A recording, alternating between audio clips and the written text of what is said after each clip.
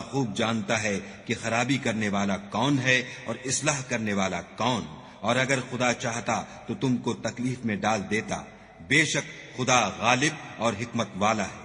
اور مومنوں، مشرک عورتوں سے جب تک ایمان نہ لائیں نکاح نہ کرنا، کیونکہ مشرک عورت خواہ تم کو کیسی ہی بھلی لگے اس سے مومن لونڈی بہتر ہے، اور اسی طرح مشرک مرد جب تک ایمان نہ لائیں مومن عورت کو ان کی زوجیت میں نہ دینا، کیونکہ مشرک مرد سے خواہ وہ تم کو کیسا ہی بھلا لگے مومن غلام بہتر ہے۔ یہ مشرک لوگوں کو دوزخ کی طرف بلاتے ہیں، اور خدا اپنی مہربانی سے بہشت اور بخشش کی طرف بلاتا ہے، اور اپنے حکم لوگوں سے کھول کھول کر بیان کرتا ہے تاکہ نصیحت حاصل کریں۔ اور تم سے حیض کے بارے میں دریافت کرتے ہیں، کہہ دو وہ تو نجاست ہے، سو ایام حیض میں عورتوں سے کنارہ کش رہو، اور جب تک پاک نہ ہو جائیں ان سے مقاربت نہ کرو۔ ہاں جب پاک ہو جائیں تو جس طریق سے خدا نے تمہیں ارشاد فرمایا ہے ان کے پاس جاؤ، کچھ شک نہیں کہ خدا توبہ کرنے والوں اور پاک صاف رہنے والوں کو دوست رکھتا ہے۔ تمہاری عورتیں تمہاری کھیتی ہیں، تو اپنی کھیتی میں جس طرح چاہو جاؤ، اور اپنے لیے نیک عمل آگے بھیجو، اور خدا سے ڈرتے رہو اور جان رکھو کہ ایک دن تمہیں اس کے روبرو حاضر ہونا ہے۔ اور اے پیغمبر، ایمان والوں کو بشارت سنا دو، اور خدا کے نام کو اس بات کا ہیلہ نہ بنانا کہ اس کی قسمیں کھا کھا کر سلوک کرنے اور پرہیزگاری کرنے اور لوگوں میں صلح و سازگاری کرانے سے رک جاؤ، اور خدا سب کچھ سنتا اور جانتا ہے۔ خدا تمہاری لغو قسموں پر تم سے مواخذہ نہیں کرے گا، لیکن جو قسمیں تم قصد دلی سے کھاؤ گے ان پر مواخذہ کرے گا، اور خدا بخشنے والا بردبار ہے۔ جو لوگ اپنی عورتوں کے پاس جانے کی قسم کھا لیں ان کو 4 مہینے انتظار کرنا چاہیے، اگر اس عرصے میں قسم سے رجوع کر لیں تو خدا بخشنے والا مہربان ہے، اور اگر طلاق کا ارادہ کر لیں تو بھی خدا سنتا اور جانتا ہے۔ اور طلاق والی عورتیں 3 حیض تک اپنے تئیں روکے رہیں، اور اگر وہ خدا اور روز قیامت پر ایمان رکھتی ہیں تو ان کو جائز نہیں کہ خدا نے جو کچھ ان کے شکم میں پیدا کیا ہے اس کو چھپائیں، اور ان کے خامند اگر پھر موافقت چاہیں تو اس مدت میں وہ ان کو اپنی زوجیت میں لے لینے کے زیادہ حقدار ہیں۔ اور عورتوں کا حق مردوں پر ویسا ہی ہے جیسے دستور کے مطابق مردوں کا حق عورتوں پر ہے، البتہ مردوں کو عورتوں پر فضیلت ہے، اور خدا غالب اور صاحب حکمت ہے۔ طلاق صرف 2 بار ہے، یعنی جب 2 دفعہ طلاق دے دی جائے تو پھر عورتوں کو یا تو بطریق شائستہ نکاح میں رہنے دینا ہے یا بھلائی کے ساتھ چھوڑ دینا، اور یہ جائز نہیں کہ جو مہر تم ان کو دے چکے ہو اس میں سے کچھ واپس لے لو۔ ہاں اگر زن و شوہر کو خوف ہو کہ وہ خدا کی حدوں کو قائم نہیں رکھ سکیں گے تو اگر عورت خاوند کے ہاتھ سے رہائی پانے کے بدلے میں کچھ دے ڈالے تو دونوں پر کچھ گناہ نہیں، یہ خدا کی مقرر کی ہوئی حدیں ہیں، ان سے باہر نہ نکلنا، اور جو لوگ خدا کی حدوں سے باہر نکل جائیں گے وہ گناہگار ہوں گے۔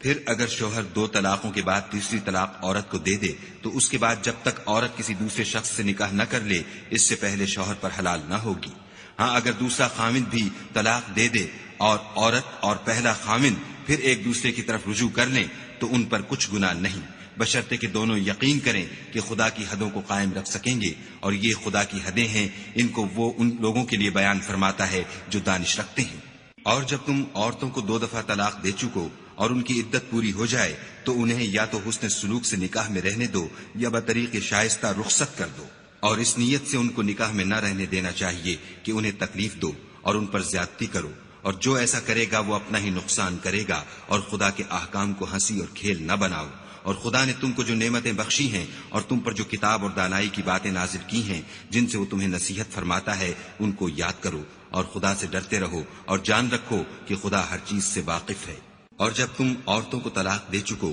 اور ان کی عدت پوری ہو جائے تو ان کو دوسرے شوہروں کے ساتھ جب وہ آپس میں جائز طور پر راضی ہو جائیں نکاح کرنے سے مت روکو۔ اس حکم سے اس شخص کو نصیحت کی جاتی ہے جو تم میں خدا اور روز آخرت پر یقین رکھتا ہے، یہ تمہارے لیے نہایت خوب اور بہت پاکیزگی کی بات ہے، اور خدا جانتا ہے اور تم نہیں جانتے۔ اور مائیں اپنے بچوں کو پورے 2 سال دودھ پلائیں، یہ حکم اس شخص کے لیے ہے جو پوری مدت تک دودھ پلوانا چاہے، اور دودھ پلانے والی ماؤں کا کھانا اور کپڑا دستور کے مطابق باپ کے ذمے ہوگا۔ کسی شخص کو اس کی طاقت سے زیادہ تکلیف نہیں دی جاتی تو یاد رکھو کہ نہ تو ماں کو اس کے بچے کے سبب نقصان پہنچایا جائے اور نہ باپ کو اس کی اولاد کی وجہ سے نقصان پہنچایا جائے، اور اسی طرح نان نفقہ بچے کے وارث کے ذمے ہے، اور اگر دونوں یعنی ماں باپ آپس کی رضامندی اور صلاح سے بچے کا دودھ چھڑانا چاہیں تو ان پر کچھ گناہ نہیں، اور اگر تم اپنی اولاد کو دودھ پلوانا چاہو تو تم پر کچھ گناہ نہیں، بشرطے کہ تم دودھ پلانے والیوں کو دستور کے مطابق ان کا حق جو تم نے دینا کیا تھا دے دو، اور خدا سے ڈرتے رہو اور جان رکھو کہ جو کچھ تم کرتے ہو خدا اس کو دیکھ رہا ہے۔ اور جو لوگ تم میں سے مر جائیں اور عورتیں چھوڑ جائیں تو عورتیں 4 مہینے اور 10 دن اپنے آپ کو روکے رہیں، اور جب یہ عدت پوری کر چکیں اور اپنے حق میں پسندیدہ کام یعنی نکاح کر لیں تو تم پر کچھ گناہ نہیں، اور خدا تمہارے سب کاموں سے واقف ہے۔ اگر تم کنائے کی باتوں میں عورتوں کو نکاح کا پیغام بھیجو یا نکاح کی خواہش کو اپنے دلوں میں مخفی رکھو تو تم پر کچھ گناہ نہیں، خدا کو معلوم ہے کہ تم ان سے نکاح کا ذکر کرو گے، مگر ایام عدت میں اس کے سوا کہ دستور کے مطابق کوئی بات کہہ دو، پوشیدہ طور پر ان سے قول و قرار نہ کرنا، اور جب تک عدت پوری نہ ہو لے نکاح کا پختہ ارادہ نہ کرنا، اور جان رکھو کہ جو کچھ تمہارے دلوں میں ہے خدا کو سب معلوم ہے، تو اس سے ڈرتے رہو اور جان رکھو کہ خدا بخشنے والا اور حلم والا ہے۔ اور اگر تم عورتوں کو ان کے پاس جانے یا ان کا مہر مقرر کرنے سے پہلے طلاق دے دو تو تم پر کچھ گناہ نہیں، ہاں ان کو دستور کے مطابق کچھ خرچ ضرور دو، یعنی مقدور والا اپنے مقدور کے مطابق دے اور تنگ دست اپنی حیثیت کے مطابق، نیک لوگوں پر یہ ایک طرح کا حق ہے۔ اور اگر تم عورتوں کو ان کے پاس جانے سے پہلے طلاق دے دو لیکن مہر مقرر کر چکے ہو تو آدھا مہر دینا ہوگا، ہاں اگر عورتیں مہر بخش دیں یا مرد جن کے ہاتھ میں عقد نکاح ہے اپنا حق چھوڑ دیں اور پورا مہر دے دیں تو ان کو اختیار ہے، اور اگر تم مرد لوگ ہی اپنا حق چھوڑ دو تو یہ پرہیزگاری کی بات ہے، اور آپس میں بھلائی کرنے کو فراموش نہ کرنا، کچھ شک نہیں کہ خدا تمہارے سب کاموں کو دیکھ رہا ہے۔ مسلمانوں، سب نمازیں خصوصاً بیچ کی نماز یعنی نماز عصر پورے التزام کے ساتھ ادا کرتے رہو اور خدا کے آگے ادب سے کھڑے رہا کرو۔ اگر تم خوف کی حالت میں ہو تو پیادے یا سوار جس حال میں ہو نماز پڑھ لو، پھر جب امن و اطمینان ہو جائے تو جس طریق سے خدا نے تم کو سکھایا ہے جو تم پہلے نہیں جانتے تھے خدا کو یاد کیا کرو۔ اور جو لوگ تم میں سے مر جائیں اور عورتیں چھوڑ جائیں وہ اپنی عورتوں کے حق میں وصیت کر جائیں کہ ان کو 1 سال تک خرچ دیا جائے اور گھر سے نہ نکالی جائیں، ہاں اگر وہ خود گھر سے چلی جائیں اور اپنے حق میں پسندیدہ کام یعنی نکاح کر لیں تو تم پر کچھ گناہ نہیں، اور خدا زبردست حکمت والا ہے۔ اور مطلقہ عورتوں کو بھی دستور کے مطابق نان و نفقہ دینا چاہیے، پرہیزگاروں پر یہ بھی حق ہے۔ اسی طرح خدا اپنے احکام تمہارے لیے بیان فرماتا ہے تاکہ تم سمجھو۔ بھلا تم نے ان لوگوں کو نہیں دیکھا جو شمار میں ہزاروں ہی تھے اور موت کے ڈر سے اپنے گھروں سے نکل بھاگے تھے، تو خدا نے ان کو حکم دیا کہ مر جاؤ، پھر ان کو زندہ بھی کر دیا۔ کچھ شک نہیں کہ خدا لوگوں پر مہربانی رکھتا ہے، لیکن اکثر لوگ شکر نہیں کرتے۔ اور مسلمانوں، خدا کی راہ میں جہاد کرو اور جان رکھو کہ خدا سب کچھ سنتا اور سب کچھ جانتا ہے۔ کوئی ہے کہ خدا کو قرض حسنہ دے کہ وہ اس کے بدلے اس کو کئی حصے زیادہ دے گا، اور خدا ہی روزی کو تنگ کرتا اور وہی اسے کشادہ کرتا ہے، اور تم اسی کی طرف لوٹ کر جاؤ گے۔